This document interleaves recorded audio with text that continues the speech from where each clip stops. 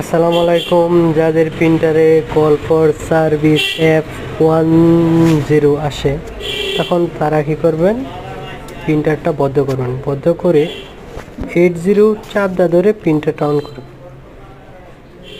80 চাপটা ধরে রেখে প্রিন্টারটা অন করার পর দেখবেন